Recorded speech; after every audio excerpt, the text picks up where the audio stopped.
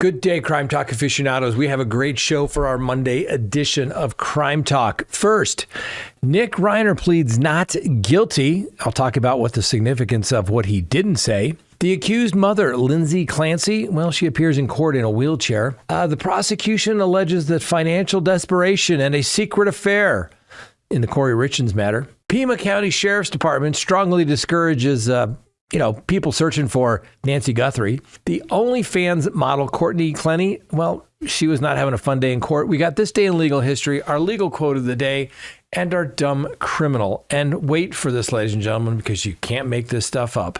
Let's talk about it. All right, lawyer.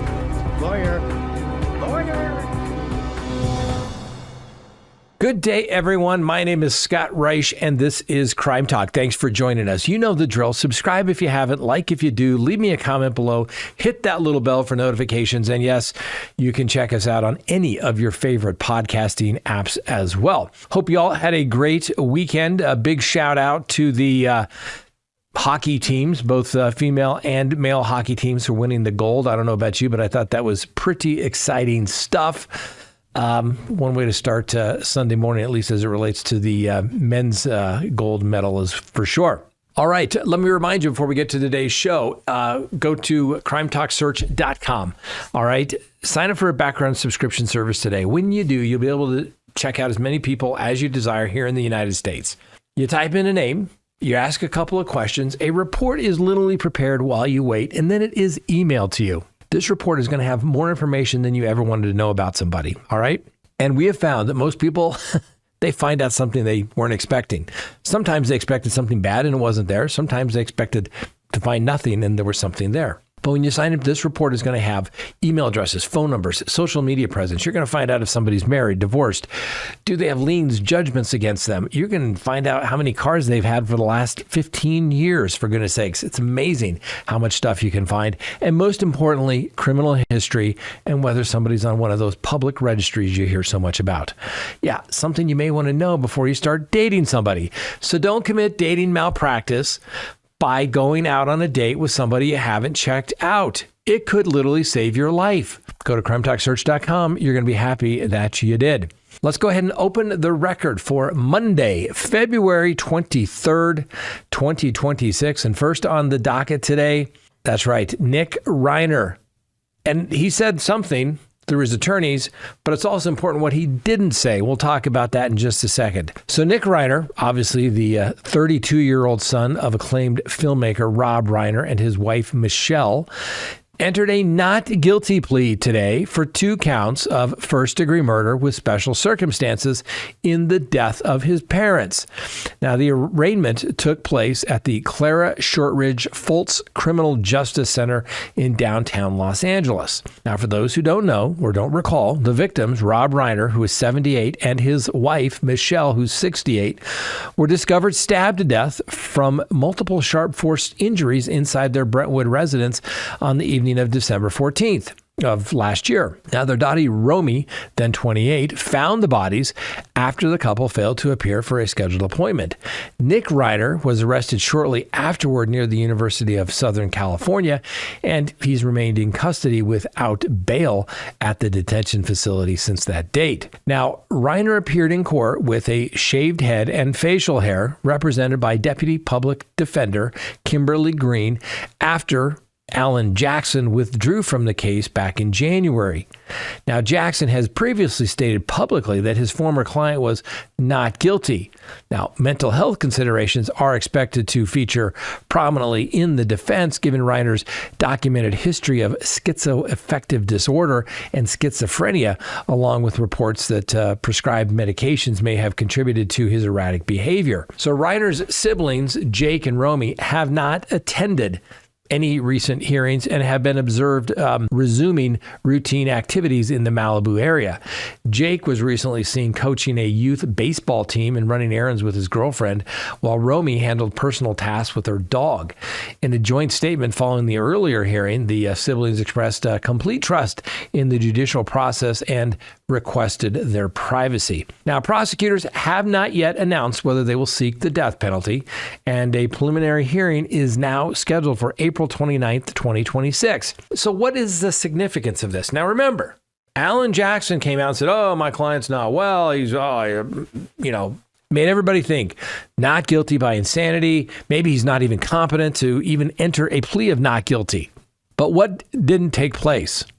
No not guilty by reason of insanity plea today. No motion raising competency either. That is significant. Why? Because under the California Penal Code, you are supposed to raise defenses like NGRI at the arraignment. Now, under the statute, for good cause shown, you can do that at a later date. But they should have done it today. Now, does that mean it's forever waived? No. Can they probably get good cause shown? Yes, Judge, we're the public defender's office. We just got on the case. We were doing our due diligence and our research and hiring experts, and we weren't able to do that by that time. And although we were concerned, we maybe just didn't have enough information. But now that we have more information, we want to ask for leave of the court to file a not guilty by insanity plea. That could happen. But more importantly, there was no competency. Remember, the proceedings have to stop if the defense counsel believes that the defendant cannot participate in his defense, or maybe is so psychotic that he doesn't even understand the roles of the individuals in the courtroom. Like, what is the role of the prosecutor? What's the role of the judge? What's the jury supposed to do? What are the elements of the defense? What are the maximum penalties? All right. But you have to have a defendant that can assist in his defense. Apparently, the public defenders don't believe that there's anything that they see at this point that rises to the level where they say, I think this guy is not competent.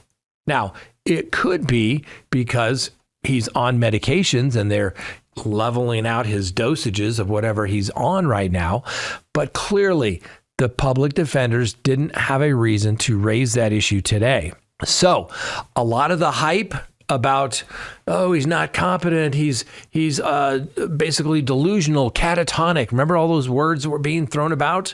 You didn't hear any of those words today, and he appeared, right? And who knows? Let's have this proceed to the preliminary hearing. Now, more than likely, there'll be an offer and it'll be waived for the preliminary hearing, and the defense is going to try to get mitigation to the prosecutors to try and work out some sort of a plea bargain, probably something that will result in some sort of lengthy prison sentence, but yet maybe with the opportunity of being able to get out someday. But don't hold your breath on that actually taking place. It's going to be a big number.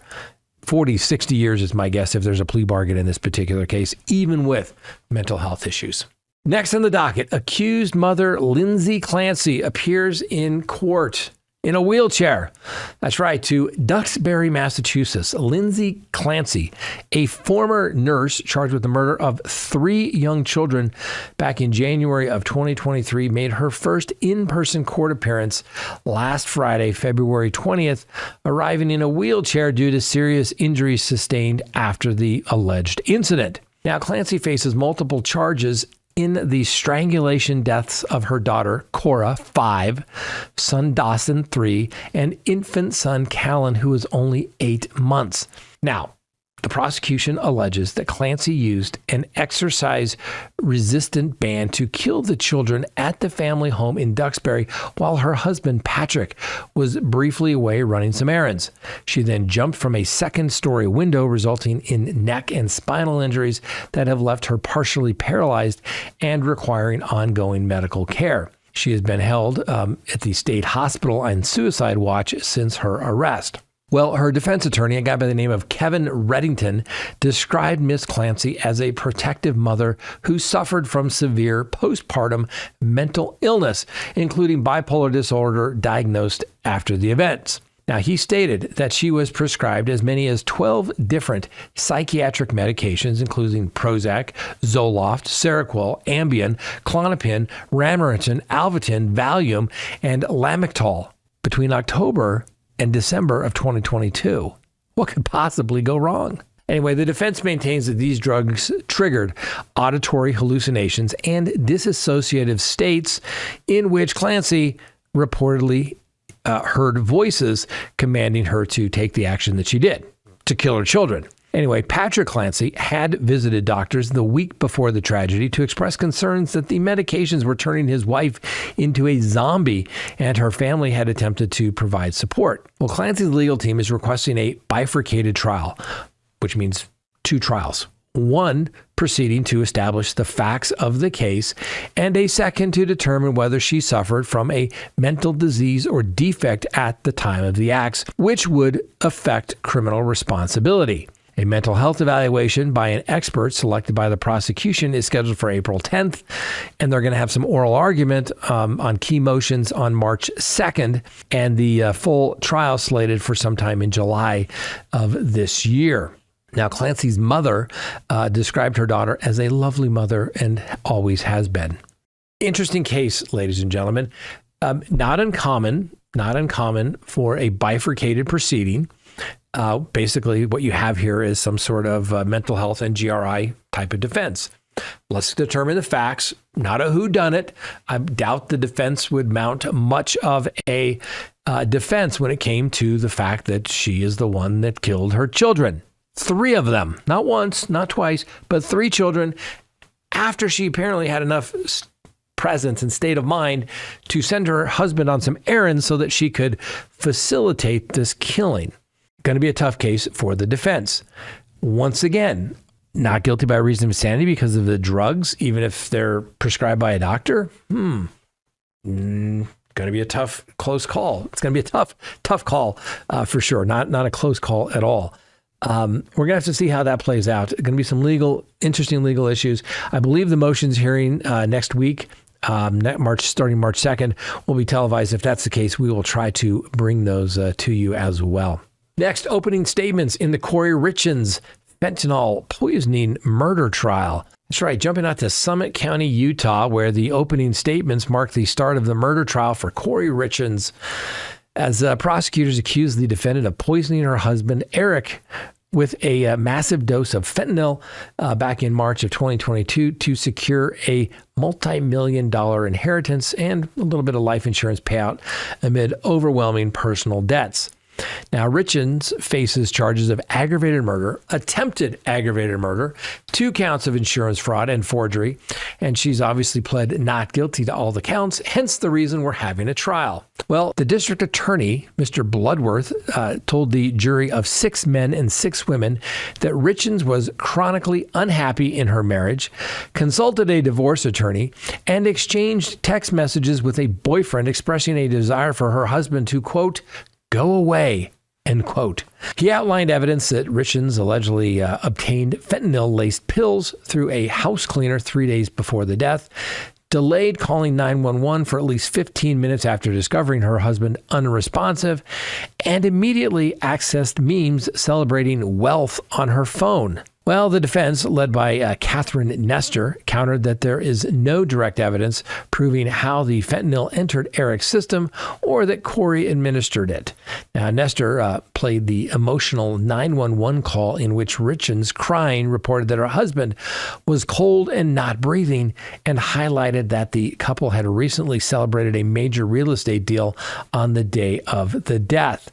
The defense argues that Eric had chronic pain issues and may have taken medication himself. So the trial, expected to last several weeks, continues with witness testimony. Richins obviously is sitting quietly throughout the proceedings in a white blouse with a black suit on, trying to look as sophisticated and proper as she can.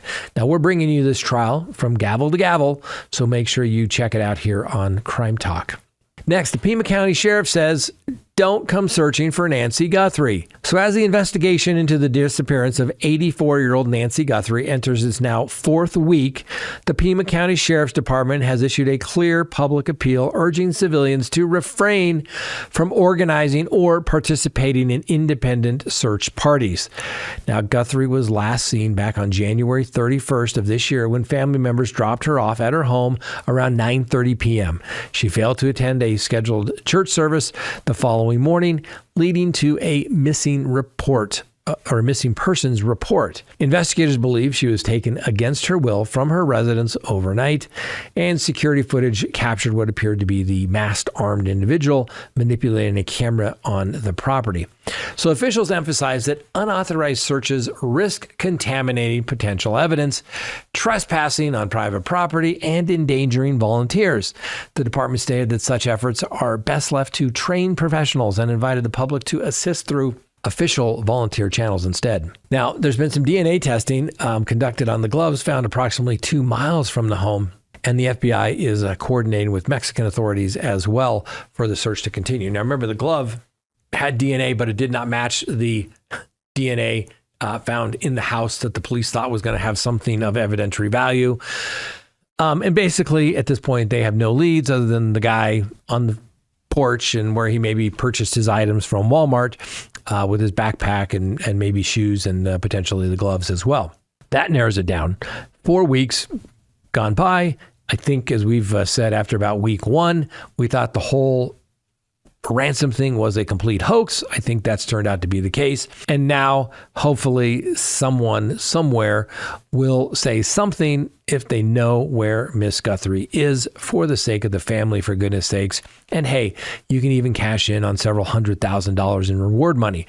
So if doing the right thing isn't enough, maybe a little financial motivation will get you to do the right thing and turn in your buddy who maybe bragged about it drinking beers one night that he did something stupid, like tried to burglarize a home, maybe didn't realize somebody was home, and maybe panicked during the whole situation. Somebody can tell the police that, right? Come on, you know who you are. Don't be a coward. Take the money. Take the money, get the information. You may not even have to testify in court because they'll be able to match it to the DNA if they have the person. Next, the former OnlyFans model, Kouri Clenney, was making some weird faces in court the other day. That's right. So Courtney Clenney, the 29-year-old OnlyFans creator charged with second-degree murder in the April 2022 stabbing death of her boyfriend, Christian Ambuselli, appeared in a Miami courtroom on February 20th of this last week for a motions hearing on evidence admissibility, and was observed making some various unusual facial expressions, including sticking out her tongue and pursing her lips prior to the session. Now, certainly the attorney will probably want to advise her to keep her weird facial expressions to herself because in front of a jury, they're going to think you're just weird. So unless you have some medical reason for that, act like a civilized human being in a courtroom, Miss Clenney. Now, Miss Clenney maintains that she acted in self-defense by throwing a knife during a physical altercation in their Miami apartment that the couple shared. Now, during the hearing, before Judge Andrea Wolfson, the defense successfully moved to suppress several private recordings made by Ambuselli without Clenney's knowledge, which the court ruled was inadmissible. However, recordings captured in the building lobby and on the apartment balcony were permitted, as those locations carry no reasonable expectation of privacy. Now, the judge also denied a defense motion to strike a prosecution expert witness despite a decades-old personal and legal dispute between that expert and the defense's proposed expert. A status hearing is scheduled for March ahead of Clenney's trial, which is expected to begin in the spring. That's a weird one. I mean, it's practically, we've got her before and after on videotape. It's second-degree murder, maybe reckless manslaughter. Yeah, maybe. We'll see what the jury does. But sometimes people like Miss Clenney are their own worst enemies. And I don't know, why does this, so much stuff these days start with an OnlyFans model? Heck, I read something today as I was waiting in court today that the guy that got killed in Mexico, the La Mancha guy, am I pronouncing that correctly? I don't know. The big cartel member. How did he get caught? How did he get tipped off? He apparently was meeting with an OnlyFans model that apparently he was quite smitten about. And she helped give up his location. Why does everything begin with an OnlyFans model these days, ladies and gentlemen? I don't know. Maybe it's just a little too common. All right, next, this day in legal history. February 23rd, 1903, President Theodore Roosevelt signed an agreement leasing specified lands and water in Guantanamo. That's right, Guantanamo Bay, Cuba, for the newly independent Republic of Cuba for the purpose of establishing coaling and naval stations. Now, the lease granted for the time required for the purpose of coaling and naval stations has been interpreted as continuing in perpetuity, which means forever, while recognizing Cuba's ultimate sovereignty. Now, this foundational international agreement established the legal basis for the United States naval station at Guantanamo Bay, which has been in the news once or twice, maybe housing some terrorists, alleged terrorists down there, having, trials at Guantanamo Bay. But I think they've done, one trial in 25 years? Yeah. Anyway, the naval base has remained and this contract has remained in force for more than 120 years and has been central to numerous constitutional and international law disputes, including litigation regarding detainees' rights, habeas corpus law, and the extraterritorial application of the United States Constitution. Next, we have a quote of the day. What is it about? Well, it's about our dumb criminal that's coming up, all right? And I think you could describe the conduct in our dumb criminal as lewd and lascivious. And so oftentimes people say, well, what does that really mean? So let's take a couple of looks at it. Florida Supreme Court has defined lewd and lascivious as follow. Lewd and lascivious means the same thing.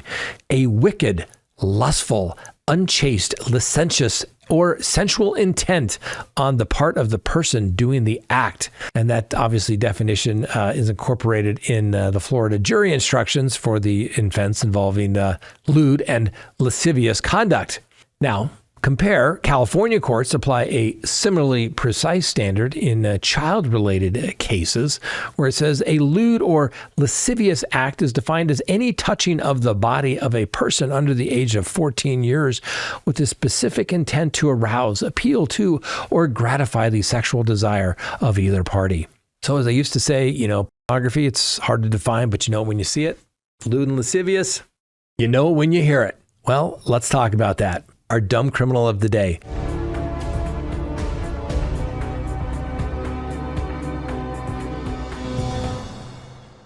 The buck stops here. That's right. A Kentucky man has been charged with felony assault of a deceased deer.